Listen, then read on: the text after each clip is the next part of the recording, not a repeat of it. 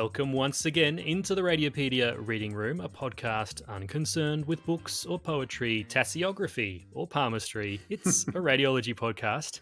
My name is Andrew Dixon, and joining me once again, you could annihilate him, but he'll still spew out radiology anecdotes at 180 degrees to each other. It's my co-host, Francesco Gaylard. Are we reviewing Oppenheimer this week? That would be great. Maybe we should just ditch the whole radiology thing and be yet another movie review podcast. Oh, is there movie review podcasts? I've never heard any. No, I'm not talking about annihilating a whole city and unleashing havoc. I'm talking about annihilating a positron and unleashing two gamma rays in coincidence. So nuclear medicine. Unclear medicine. For this week. Yes, unclear medicine. That's the theme for this week. But I guess gamma rays are kind of high energy photons, Gaylard. So that doesn't really work as an analogy for your anecdotes, mate. So I reckon you're down the other end of the electromagnetic spectrum. I thoroughly resent that, Dixon. Are you implying like radio waves or something, or infrared, or I can go pretty much anywhere to get this kind of abuse. I don't need to come here. I mean, I could put you as you're kind of in the visible spectrum, some kind of brown or something. I don't know. Look, I will admit though, mate, that when you speak about meat, like you did last week, you go full gamma energy. Get very excited about pseudo meat related topics. Yeah. So today we're listening back to a Nuke Med panel discussion recorded at Radiopedia 2022 featuring Sally Ayesa, who's from Sydney, the Central Coast of New South Wales, and David Little from the UK. He's from Bath. And they're both radiologists who also trained in nuclear medicine. So they chat about SPECT-CT and Theranostics in this episode. You know what Theranostics is, Gaylard? I have literally no idea what that is. Is that like one of those slow cookers? No, that's a Thermomix. Oh yeah, right. That's where you cook your hot, wet rice. Yum. Is that the company Elona Holmes or Emma Holmes or someone started that was in the news? No, that was Theranos. That's Elizabeth Holmes, I think. Not Enola Holmes. Is that a different thing? No. Look, I don't know. And it's not Thanos, if you're going to go Thanos next. That was a few episodes ago. No, Theranostic. Well, I won't tell you what it is because we're about to learn about it, okay? So, this was recorded just after Sally had given a lecture entitled Diagnostics and Theranostics with PSMA and dotatate, and David a lecture entitled Clearing Up Unclear Medicine with SPECT-CT. Both lectures can be found over on the website in the Nuclear Medicine Lecture Collection. So let's listen into their chat now, and then we'll be back at the end for some more high-energy Gaylard anecdotes.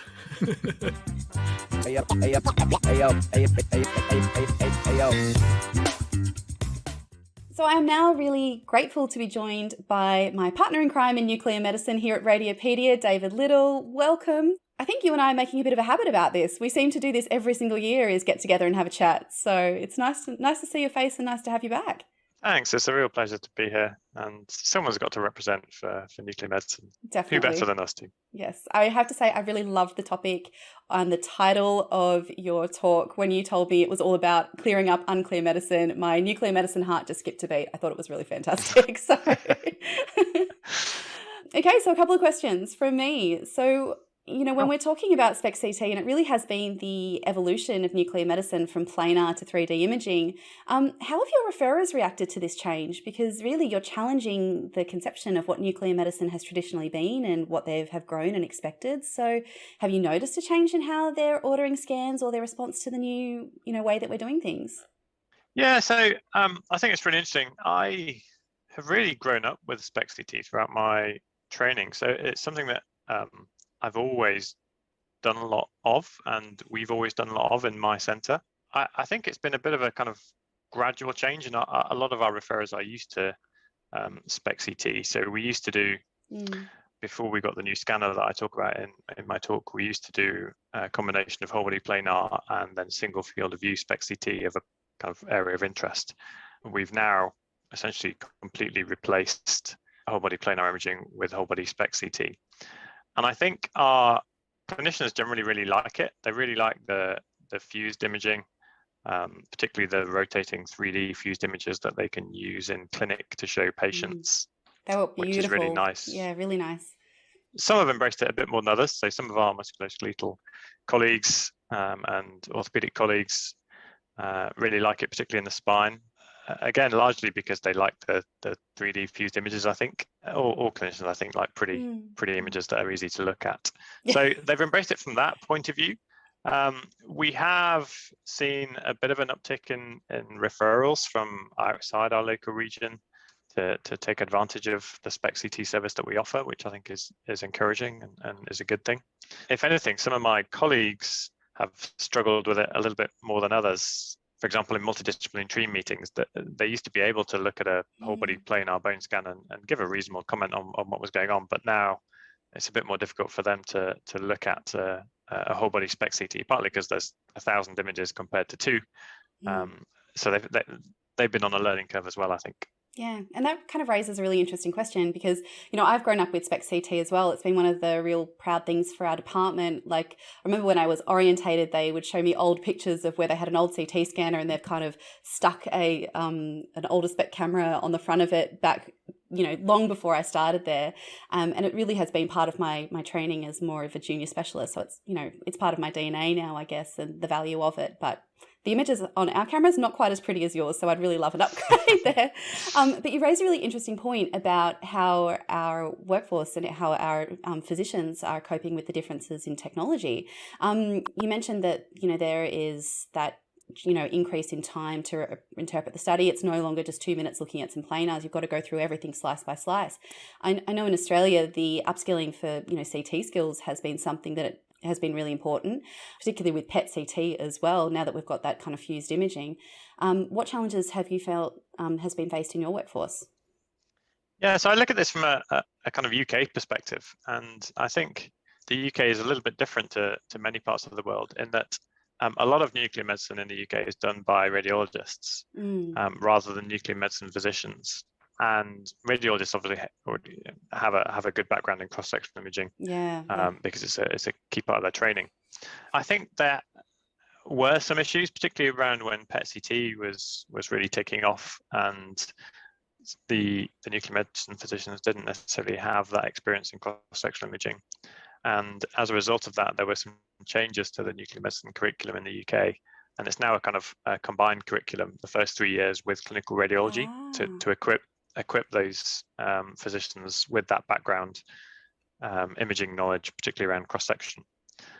So I think that problem is largely going away because it's such a key part of their training.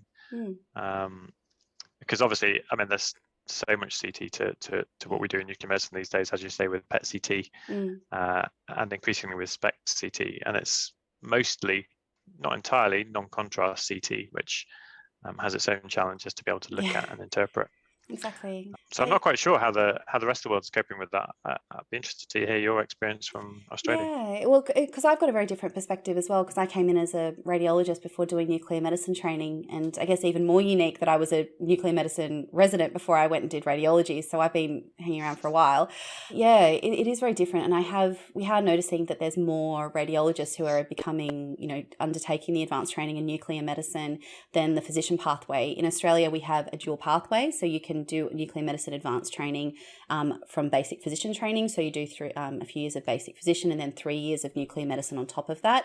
If you come in from the 5-year radiology accredited training program, you'll do an extra 2 years. So they do inbuild that extra 1 year to kind of, acknowledging the difficulties in kind of moving into imaging and some of that knowledge, but it can be tricky. And, the anatomy and working through that cross-sectional component, and even some of the imaging theory, working in a department and that cultural shift, I think is something as well that you need a little bit of extra time.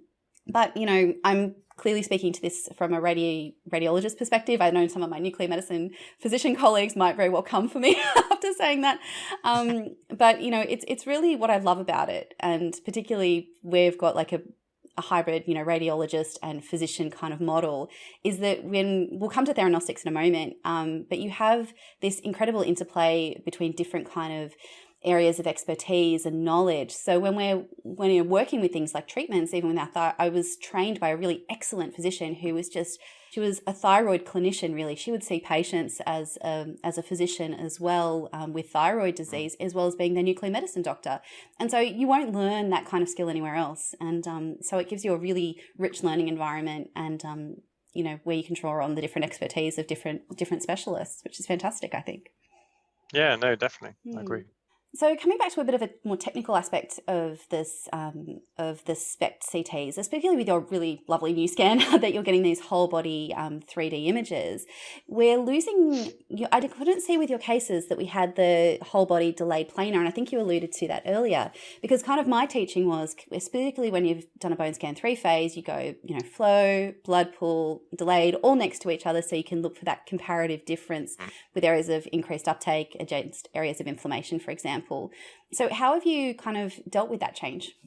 Yeah, so that's definitely been a learning curve. And yeah, you touch on the fancy new scanner that I talk about, which is a kind of revolution in SPECT technology, really, in two ways. So first of all, it's digital CST detectors, and it also has a really innovative 360-degree detector design, which allows us to increase sensitivity and really get some really nice images that you'll see if you watch the talk.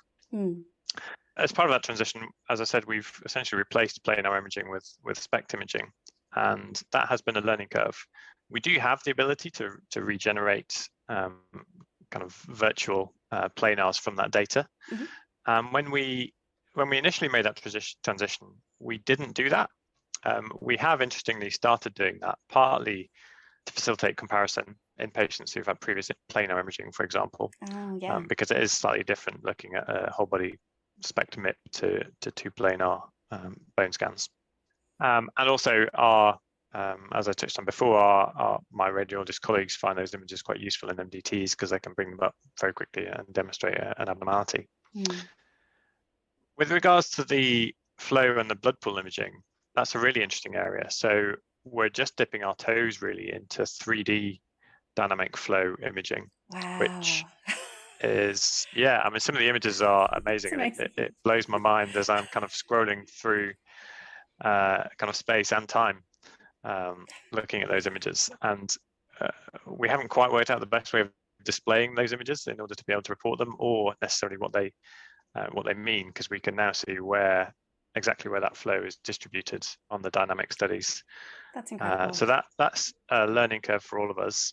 Same with the blood pool. So we get some really nice blood pool SPECT-CT. We do a CT with our blood pool images, again, to give us a really accurate localization of where that tracer is going. I mean, there's a whole load of research and work to be done there about the possibilities of that side of SPECT imaging, which is something that, as I said, we are at the very early stages of, but it is really exciting. Yeah, that is so exciting. And that completely blows my mind that we can do, SPECT-CT of blood pool. That's just, given, the traditionally how slow even the SPECT-CT that I've been used to, takes, potentially, 10, 15 minutes to do a single bed. So a single kind of hair of a patient, to now be able to do dynamic flows on a SPECT camera. That's really, really cool.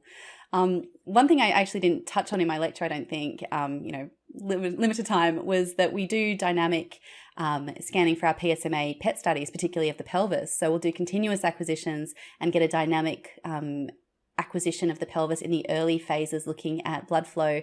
And that can be really useful because, PSMA is excreted by the kidneys. There's a lot of bladder uptake. So potentially, given the prostate's right next to the bladder, it really does increase the risk, the chance, particularly if there's been a prostatectomy, of detecting local recurrence by using that dynamic imaging. So there's lots of really great applications for that, I think, that's, popping out and helping us out.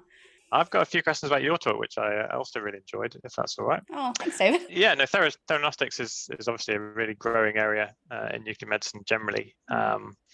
And you mentioned about the kind of multidisciplinary approach. And I wondered, certainly in the UK, there's been a lot of debate about who is best placed to deliver this Theranostics revolution, whether that's nuclear medicine physicians or radiologists or oncologists. And I just wondered what your take on it and experience was in Australia. Yeah, look, I have to say we've had the same experience. Like, there's a lot of discussions happening about who is responsible, because essentially you're bridging that gap between radiotherapy, which is being systemically administered in oncology patients who will all have a medical oncologist looking after them. But it's being pioneered and driven by nuclear medicine. It's really interesting. At my department, where the therapies are done within the nuclear medicine department, they are referred to us by an oncologist or a radiation oncologist, depending on who's responsible for the care. There's actually a few really great medical oncologists, particularly with our metastatic neuroendocrine patients who work very closely with us. Occasionally, we will actually also have a neuroendocrine fellow who is usually an oncology fellow, or a medical oncology fellow rather, who comes and works with us to learn the therapies as well. We've got another one of our trainees at the moment. She's actually already trained as a medical oncologist, and she's doing dual training in nuclear medicine so she can work in theranostics. So there's that, because she's got that physician training already, it's got that potential for crossover. It's interesting, and because nuclear medicine and radiology are two separate colleges in Australia, and what kind of complicates it, or even kind of adds an extra level of complexity, is that radiology and radiation oncology are the same college, two separate chapters within it. So the radiologists and radiation oncologists are kind of together, and nuclear medicine is separate. And so trying to engage these two organisations to talk about best practice and how we can work together to I guess regulate theranostics as well. And then, just across, we've got New Zealand, and nuclear medicine is often pretty much done by radiologists there. So then you've got that extra level. So the New Zealand radiation oncologists have got a very different experience to the Australian radiation oncologists, all being managed by this one body. So different communities have different needs, different levels of expertise. And there's so much overlap between what we're doing. We've got the systemic therapy, which is usually the medical oncologist, the radiation component, which bridges the gap between nukes and radiation oncology. And so it can be tricky. And then when you add things like yttrium-90 surspheres, which is a liver-directed therapy, you bring the radiologists in as well, the interventional radiologists. And so, you've really, I think the best way forward, and it always has been the approach at my site, is, we've got a really robust multidisciplinary team. I feel really confident going down the corridor to my radiology colleagues in IR and going, hey, what do you think of this? They have the same ability to come down going, look, I injected that patient earlier today. Can we look at the pictures together? That has just been really one of the privileges of where I work. And I know that particularly with our neuroendocrine tumours, given the complexity of the patients, they've often got multiple sites of disease, it's slow growing, the treatments are limited, with different stages as well, depending on the differentiation, how aggressive it is. You really need to engage all of those experts in our patient decision making. So I guess it's kind of a long answer to a short question. It's just, we're still trying to work it out. We're trying to work out how to regulate it and work together to, make sure that we really advance this field, because there's so much to gain in our community and for our patients with these therapies. Yeah, I mean, as you say, it's a hugely and rapidly developing area, I think, isn't it? Yeah, so much. What do you think the future holds for kind of theranostics? Do you think there are going to be many more kind of focused tracers to specific conditions? Do you think we'll move from a kind of a more palliative approach that you talk about in your talk to potentially a curative approach in some cases? Yeah, look, I think that's the dream, isn't it? I think given that we're kind of still in the research realm and, at the moment everything's, you can't walk into a consultation and tell the patients this is going to cure your cancer, because it just isn't. But it can, as I think I said in the talk, improve quality of life, extend life, stop things progressing at such a rapid rate in some patients, which is fantastic. But, and I think that is the dream. We'd love to get to a point where we can deliver targeted radiation to tumours at a cellular level. And if we can get tracers that are specific enough, I think, going right to where they need to be, you can increase the dose depending on their specificity. That'd be something, fingers crossed, within the next, years to decades, that'd be something that we'd love to be able to work towards. One of the really exciting things about the gallium-68 lutetium-177 theranostic pair is that any kind of small molecule that you can develop, which goes to a cell or sticks where it needs to go, that you can whack a gallium on, you can whack a lutate on. And provided the biodistribution's okay, that it's not going to go to any, physiological organs like the brain where you're going to give damage. So provided it's targeted well enough and the radiation dosimetry fits, you have the potential to deliver targeted therapy. And that's just so exciting. And I know that, a couple of years ago, there was a lot of buzz about something called FAPI, which was one of the fibroblast activation protein inhibitors. And that was very specific for certain tumor sites. This particular inhibitor was present in a lot of the cancers. Things like, lung, breast, cholangiocarcinoma, sarcomas demonstrated really good affinity with this tracer. You put gallium onto it. So if you put gallium on, you can put lutetium onto it. And the advantage, I guess when you hear these cancers, it's like, well, yeah, but we can do lung cancer with FDG. But the thing is, we can't really use FDG for theranostics because it goes to the brain. So you can't give targeted therapy or high radiation doses to the brain, to the myocardium, to the kidneys and, things like that. The biodistribution's all wrong. But when you get these new tracers that aren't going to the brain, aren't going to the sensitive organs or to the radiosensitive tissues, we're potentially developing some really exciting new treatments there.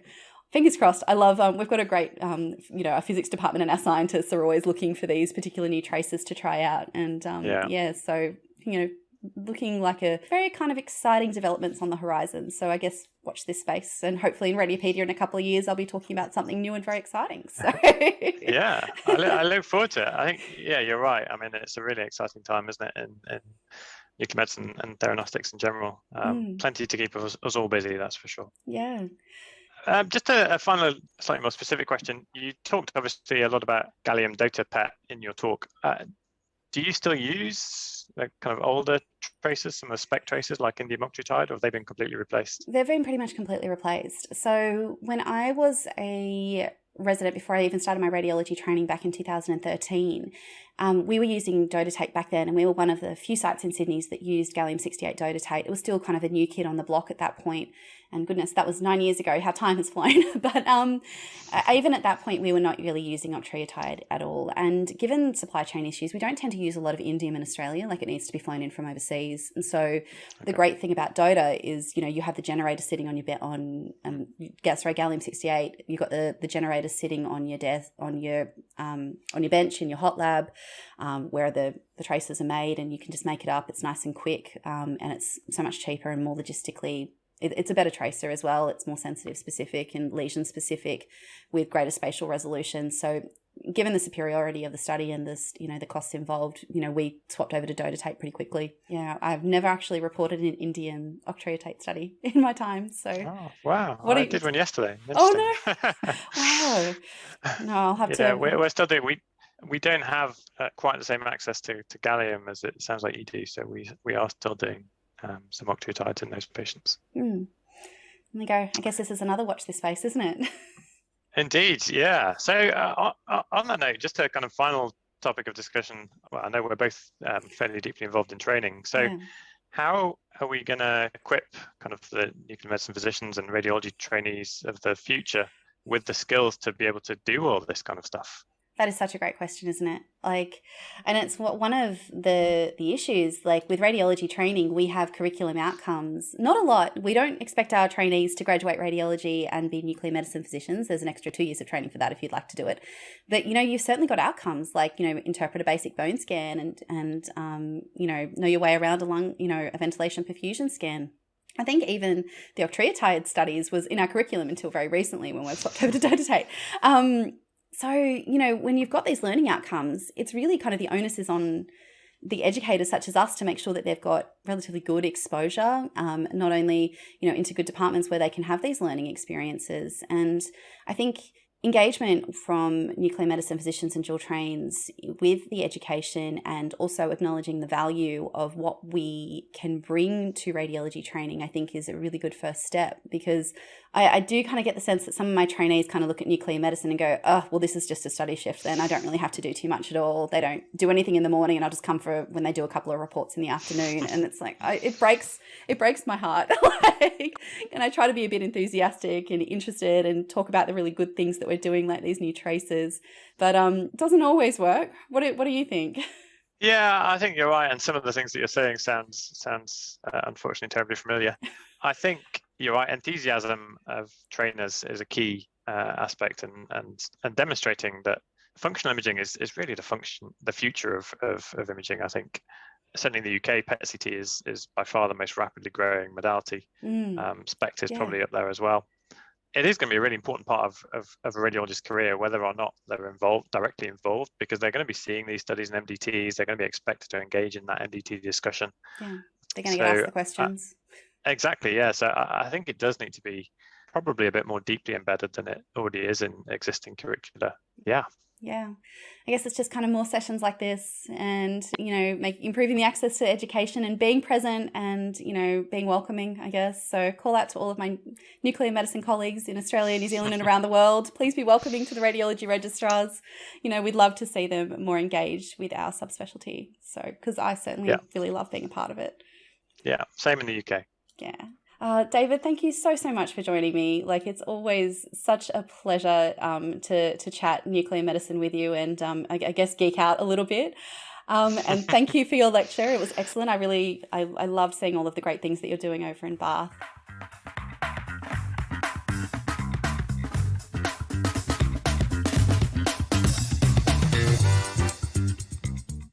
Thank you to Sally and David for sharing that chat with us. Sally definitely brings the full gamma energy. Absolutely. Galo. You could take a leaf out of her book. Yes. They do love getting together each year, those two, for a chat at our conference. In fact, they love it so much that this year, so actually next week is the conference, they'll be getting together for 90 minutes worth of chat. So they're presenting an interactive case workshop on day 4, highlighting the use of nuclear medicine as a problem-solving tool. I did get a sneak peek at this one. It's really, really good, actually. Perfect for the non-nuclear medicine radiologists. Great cases, lots of interesting applications. So definitely worth checking out. So I'm not going to be able to restrain myself here, Dixon. So love nuclear medicine, thinks it's awesome. Love nuclear medicine people, think they're awesome. And I don't know what it's like in other countries, but this whole business of segregating nuclear medicine from radiology and having additional years of study, it's just licensing gone insane. And it drives me just crazy because it's bad for everyone except potentially, I don't know, the colleges, but not even in Australia because it's the one college, right? So the idea that I can go out like today and sign up to do a locum in Northern Territory, Bundaberg, and I can do sonology for antenatal scans when I spent a total of 8 weeks 20 years ago doing it, and that's perfectly fine, right? I can just read off, I don't know, head circumference. Is that a thing? Femur length? That's the things. Yep. Whatever. Biparietal diameter. And that's absolutely fine. And I can also, at the same poor locum, go and report ankle MRIs and inject things. And that's absolutely fine.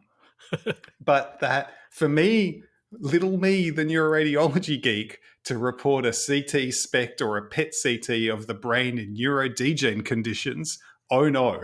No. That's a whole other thing. You don't understand the traces, mate. You couldn't possibly. It's just bullshit. It's complete and utter bullshit. This is great. I love this energy. This is good. I'm going to call this a gamma rant. But it's the same like stuff that you hear about in the US where there are certifying boards for everything, right? So if you want to be a dental hygienist in California, you have to be like a member of the dental hygienist board or whatever. And each of these little colleges or boards or licensing bodies certifies some people and charges fees and protects it. And if you want to move to a different state, then you have to now go to my American geography is terrible. I can't even think of a state that's next to California. Washington, I think Washington State. Yeah. Let's say if you go to Washington, oh no, your Dental Hygienist Board of California isn't recognized. And this is bad for patients. It's just protectionism. It's like mobsters who come up to you and say, oh, it's a really nice fruit shop you've got here. It'd be terrible if something horrible were to happen. This is really good. This is really good. So what you're saying is that balding men in Australia shouldn't have to travel all the way to Turkey to get their hair plugs done, right? Exactly. They should be able to just get them done here at a reasonable price by anyone who's willing to do it. Look, I think there is... it's really easy to say that the reason that these things exist is to protect patients, right? Saying those words is really easy, and everyone can agree that the public, whoever the public is, should be protected from scam artists and incompetence. And that's true. There's no disagreement here. The disagreement is whether licensing bodies actually achieve that goal. And I don't think they do, because the licensing bodies that license me allow me to do antenatal screening in Bundaberg, but don't allow me to do a SPECT-CT for dementia. So they're not protecting anyone. I shouldn't be allowed to do antenatal ultrasound. It's crazy. And I get emails every week about locum positions up in, some backwater place that you only ever fly over when you're on your way to a holiday. And they pay really good money, and you could go there, and they pay for the flight, they pay for the hotel, and you sit there and they shove 150 studies in front of you and you report them, and it doesn't matter what it is, and you just read them off the form. And that's, that's not protecting the public. Frank should not be allowed to report antenatal ultrasounds. The stark contrast between the energy you brought, and I couldn't have predicted it, the energy you brought to a discussion on virtual reality and augmented reality last week, very low. I would have thought that would be in your wheelhouse. This week, a discussion on nuclear medicine. I thought, oh God, it's going to be hard to get him up for this one. And he's straight into it. This is great. Well, it's just the way it is. Someone has to actually say this out loud. Are we going to say anything else about nuclear medicine? Honestly, by the time the first mention of licensing came on in the talk, I only heard a pulsatile tinnitus in my ears as my blood pressure went up, and the rest faded out. I didn't even get to what Theramix was. You didn't even find out about the hot wet rice. Very funny, very funny. Anything else to say, Galo, before we wrap it up? Well, I mean, Sally makes me feel old, ancient, in fact. She said something like, oh, when I was a resident before I even started radiology training in 2013. I said, oh my God. When do you think we peaked, Dixon? Are we hanging around and taking up valuable space that younger, more energetic people like Sally should be? I think so. This week, definitely. You've been having a rough week. Oh yeah, no, I'm absolutely on board with stepping aside this week. That's for sure. Way too busy. So if you're an enthusiastic radiology educator out there, please send in your application to replace me. Preferably by facsimile. That's what we like, don't we, Frank? Clay tablet. Yeah. That's right. All right, let's wrap this baby up. So how can people get in contact with us, Frank? Well, we're at Radiopedia on Twitter and Instagram, as well as at Frank Gaylard and at Dr. Andrew Dixon. And you can email us at podcast@radiopedia.org with ideas, feedback, and whether you think I have been terribly unfair towards the fine folks in all dental hygienist legislating bodies. Send in your suggestions for who should replace me and who should replace Frank, taking into account, of course, the relative waveform frequency that each of us brings to the podcast. Although your energy this week, the gamma rant, especially good. And if you want to help support Radiopedia, then you can become a paid supporter via the website or purchase an all-access pass to our online courses and conference. The conference is next week, Gaylard. That's possibly why we're both a little delirious. It is. So by registering for the conference, you'll be helping us to give free access to people in 125 low and middle income countries. Even if you can't attend much of it live, don't forget that the interactive playback features are designed to make it really an awesome on-demand experience as well. So you've really got no excuse. And on that note, I recently attended another well-known conference that will remain nameless as On Demand. Mm-hmm. And this is a little bit like, have you ever volunteered at the school of your kids? Have you ever done that to go in and read something, right? Yeah. You go there and you think, oh, why did my wife put my name down for this? I don't want to do it. But then you go and you come out of it and you think, wow, my kids are doing pretty well. I thought they were a bit slow, but no, like it's pretty good. Going to another conference, makes me realize just how amazing what we've built is. The video wouldn't play, it was laggy, the recording was lousy, the audio was crap. I think you particularly have done an amazing job with our conferences to really make them stand head and shoulders above the average on-demand experience. Yeah, we did a full live test yesterday, actually, and the coming through perfectly in high resolution, the live chat working, the interactive review questions, the cases loading below the video. You can scroll through and interact like, it's working a treat, which is good. Yeah. Next week, we don't plan to have a single podcast episode. Instead, we're going to have daily mini episodes for each day of the conference. So 5 little mini episodes, 1 cocktail and maybe one excellent. pet goat per day, Gaylard. Oh, are we doing a matching flight of cocktails and goats? That's right. Pair them up. There's probably not going to be time for any gamma rants during the conference. And maybe a little bit niche for people who haven't experienced the podcast before to hear one of your gamma rants. So we might hold that back.